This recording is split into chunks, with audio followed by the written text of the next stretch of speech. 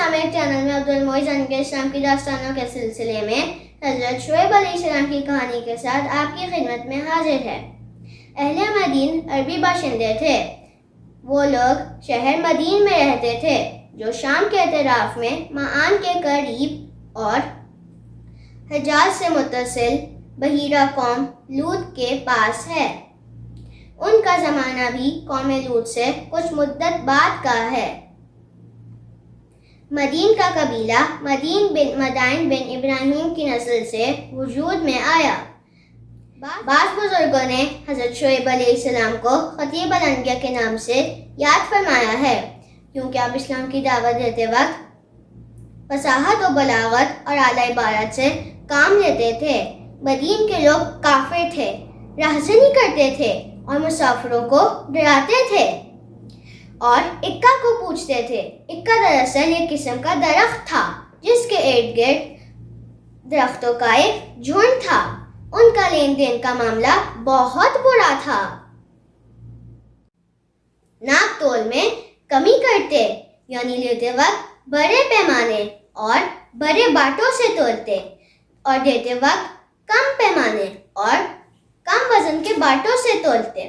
अल्लाह ताला ने उनमें से एक शख्स यानी हज़रत शुएब अलैहिस्सलाम को मनसब रसालत पर फाइज फरमाया। हज़रत शुएब अलैहिस्सलाम ने कौम को अल्लाह वाहिद और ला शरीक की इबादत की दावत दी और उनको सौदा कम देने से और राह चलने वालों को तंग करने जैसी चीज़ों से मना फरमाया। कुछ ईमान लाए लेकिन कुछ ने कुफ्र का रास्ता चुना। फिर अल्लाह ताला ने उन पर सख्त अजाब नाजिल फरमाया। जैसे सूरह राफ में इरशाद बारी ताला है, और मदीन की तरफ उसके भाई यानी शुएब को भेजा। उन्होंने अपनी कौम से कहा, ऐ मेरी कौम, अल्लाह की ही इबादत करो, उसके सिवा कोई माबूद नहीं। तुम्हारे परवरदिगार की तरफ से तुम्हारे परवरदिगार की निशानी आ पहुंची है। यानी हज़रत शुएब अलैहिस्सलाम ने अपनी कौम से कहा कि मैं तुम्हारे लिए वाज़ेह दलील लेकर आया हूँ। वाज़ेह दलील से मुराद वो मौजज़ात है जो आपके हाथ पर ज़ाहिर हुए। कुरान और हदीस में इसकी तफसील का कोई जिक्र नहीं। हज़रत शुएब अलैहिस्सलाम ने कहा, नाप तोल में कमी ना किया करो, लोगों को उनकी चीज़ें पूरी दिया करो और ज़मीन में इस्लाह के बाद खराबी ना किया करो। अगर तुम साहिब ईमान हो तो समझ लो कि ये बात तुम्हारे हक में बेहतर है और हर रास्ते पर ना बैठा करो। और जो शख्स ईमान लाता है तुम उनको डराते हो और राहे ला हकीकी से उनको रोकते हो, फिर उनमें कजी ढूंढते हो। इमाम सदी के मुताबिक इस आयत के तर्जुमे का मफहूम ये है कि वो लोग गुजरने वाले लोगों के मालों में से उनका 10वां हिस्सा वसूल कर लेते थे। हज़रत इब्न अब्बास रज़ियल्लाहु ताला अन्हु ने भी यही तशरीह बयान करते हुए फरमाया कि इन्हीं लोगों ने सबसे पहले इस जालिमाना तरीका ऐजाद किया था। यानी हज़रत शुएब अलैहिस्सलाम ने अपनी कौम को ज़ाहिरी दुनियावी रास्ते रोकने से भी मना फरमाया और मानवी यानी दीन के रास्ते में भी रुकावट बनने से मना फरमाया। सूरह अराफ में मजीद बयान है कि और उस वक्त को याद करो जब तुम थोड़े से थे और अल्लाह ताला ने तुम्हें जमातें कसीर बना दिया। देख लो खराबी करने वालों का अंजाम क्या हुआ।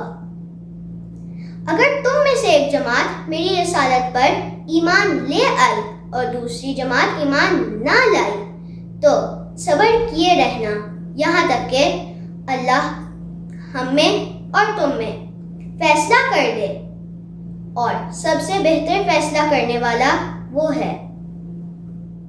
उनके कौम के जो बड़े आदमी और सरदार थे कहने लगे कि शुएब, या तो हम तुम्हें और तुम पर ईमान लाने वालों को अपने शहर से निकाल दें या तुम हमारे दीन में लौट जाओ।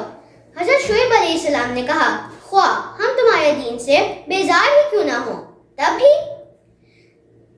इसके बाद भी कि अल्लाह ने हमें इस कुफ्र से निजात बख्शा है, हम तुम्हारे दीन में लौट जाएं, بے شک اس کا یہ مطلب ہوگا کہ ہم نے اللہ پر جھوٹ باندھا ہے.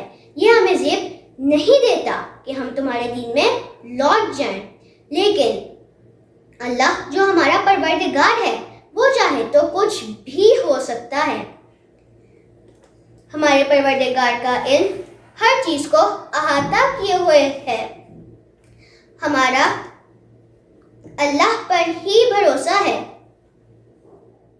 پھر حضرت شعیب علیہ السلام نے اللہ سے دعا کی کہ اللہ ہم میں اور ہماری قوم میں انصاف سے فیصلہ کر دے. بے شک تو سب سے بہتر فیصلہ کرنے والا ہے. اس قوم کے جو کافر سردار تھے کہنے لگے کہ بھائیوں اگر تم نے شعیب کی پیروی کی تو سمجھ لینا کہ تم خسارے میں پڑ گئے. سورہ ہود میں بھی یہ واقعہ بیان ہے کہ جب حضرت شعیب علیہ السلام کی قوم سماجی جرائم میں مبتلا ہو گئی تو آپ نے انہیں معاشرتی برائیوں سے روکا، لیکن قوم آپ کے دشمن ہو گئی اور کہنے لگی شعیب ہم تمہیں سنگسار کر دیں گے. حضرت شعیب علیہ السلام نے کہا اگر تم ایمان نہ لائے تو مجھے تمہارے بارے میں ایک ایسے دن کے عذاب کا خوف ہے جو تمہیں گھیر کے رہے گا. حضرت شعیب علیہ السلام نے کہا برادران ملت تم اپنی جگہ کام کرتے جاؤ، میں اپنی جگہ کام کرتا جاتا ہوں. عنقریب تمہیں معلوم ہو جائے گا کہ رسوا کرنے والا عذاب کس پر آتا ہے، کون جھوٹا ہے. تم انتظار کرو، تمہارے ساتھ میں بھی انتظار کرتا ہوں. سورہ شعراء میں ہے کہ قوم نے خود اپنے لیے عذاب کا مطالبہ کرتے ہوئے کہا ہمیں تم جادو کے زد میں لگتے ہو اور تم ہمارے جیسے انسان ہو اور کچھ نہیں. تم جھوٹے ہو، اگر سچے ہو تو ہم پر آسمان سے ایک ٹکڑا گرا دو. حضرت شعیب علیہ السلام نے فرمایا یہ جو کام تم کرتے ہو نا ان سے میرا پروردگار خوب واقف ہے. ان لوگوں نے حضرت شعیب علیہ السلام کو جھٹلا دیا، بس سائبان والے دن کے عذاب نے انہیں آ پکڑا. بے شک وہ بہت سخت دن کا عذاب تھا. یقیناً اس میں نشانی ہے، اس میں اکثر ایمان لانے والے نہیں تھے. بے شک تمہارا پروردگار غالب اور مہربان ہے. سورہ ہود میں ہے کہ جب ہمارا حکم آ پہنچا تو ہم نے شعیب اور اس کے ساتھ ایمان لانے والوں کو تو اپنی رحمت سے بچا لیا، لیکن جو ظلم کرتے تھے ان کو چنگھار نے آ پکڑا. وہ اپنے گھروں میں اوندھے پڑے رہ گئے جیسے وہاں کوئی بسا ہی نہ ہو. سن رکھو مدین پر بھی ویسی ہی پھٹکار ہے جیسی پھٹکار قوم سمود پر تھی. اس مقام پہ اللہ تعالیٰ نے ہمیں یہ بتایا ہے کہ قوم سمود کی طرح بن کی قوم پر بھی اللہ کا عذاب آیا تھا. سورہ حج میں ہے کہ بن کے رہنے والے یعنی شعیب کی قوم ظالم گناہ گار تھی تو ہم نے ان سے بدلہ لیا اور دونوں شہر کھلے راستوں پہ ہیں. سورہ حجر میں یہ ذکر قوم لوط کے واقعے کے بعد کیا ہے، یعنی قوم لوط اور قوم بن کا عذاب کا ذکر ایک ساتھ کیا ہے. سورہ ہود میں ہے حضرت شعیب علیہ السلام نے اپنی قوم سے کہا اے میری قوم میری مخالفت تم سے کوئی ایسا کام نہ کروا دے جیسے مصیبت نوح کی قوم، ہود کی قوم اور صالح کی قوم پر واقع ہوئی تھی. کہیں ایسی مصیبت تم پر بھی نہ آ جائے. ویسے لوط کا زمانہ تم سے کچھ دور تو نہیں. سورہ اعراف میں ہے کہ شدید زلزلے نے انہیں آ پکڑا، وہ اپنے گھروں میں اوندھے پڑے رہ گئے، یعنی زمین لرزنے لگی. شدید زلزلہ آیا اور ان کی روحیں ان کے جسموں سے پرواز کر گئیں. ان کی بے جان لاشیں وہیں بیٹھی رہ گئیں. ان میں نہ جان رہی نہ حرکت. تعالیٰ نے انہیں کئی طرح کی سزائیں دی تھی اور کئی طرح کے عذاب ان پر نازل کیے تھے، کیونکہ وہ برے حرکتوں میں مبتلا ہو گئے تھے۔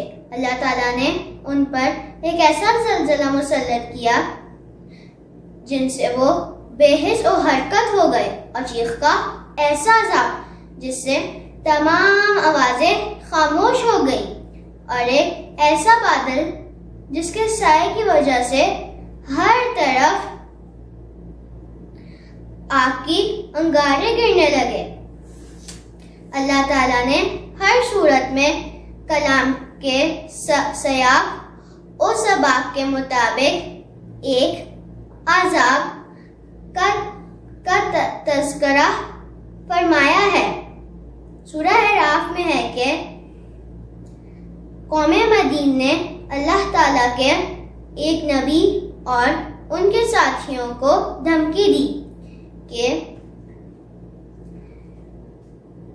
اے شعیب، تم ہمارے دین میں لوٹ جاؤ، ورنہ ہم تمہیں اور تم پر ایمان لانے والوں کو اپنی بستی سے نکال دیں گے۔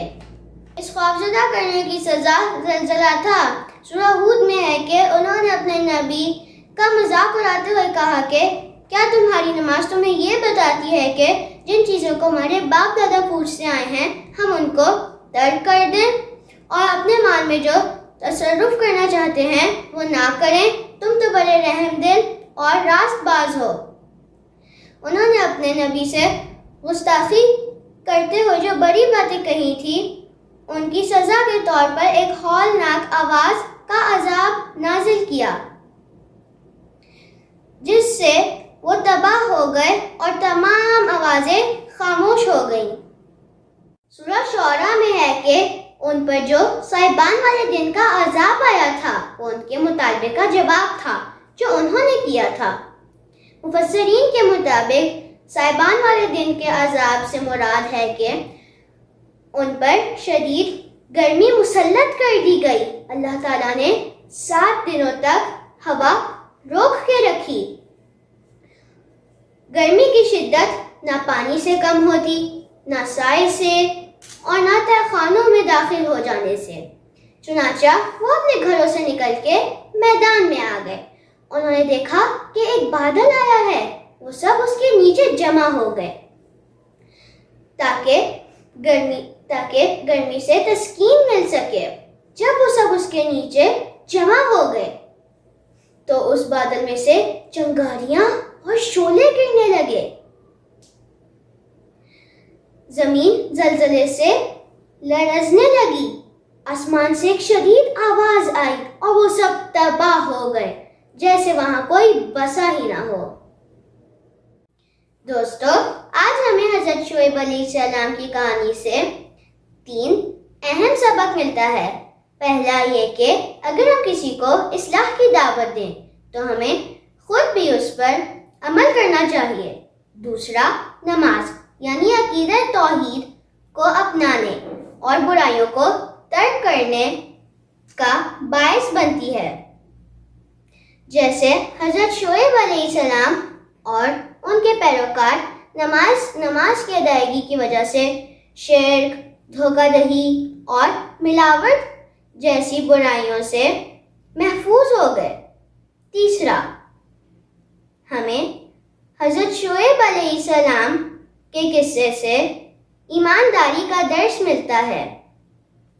لوگوں کو دھوکہ دینا، چیزوں میں ملاوٹ کرنا اور ناپ تول میں ڈنڈی مارنا سخت اخلاقی جرائم ہیں۔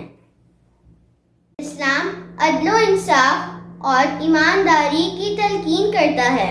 جو لوگ دوسرے لوگوں کو دھوکہ دے کر سامان دنیا جمع کرتے ہیں ان کو سخت وعید سنائی گئی ہے۔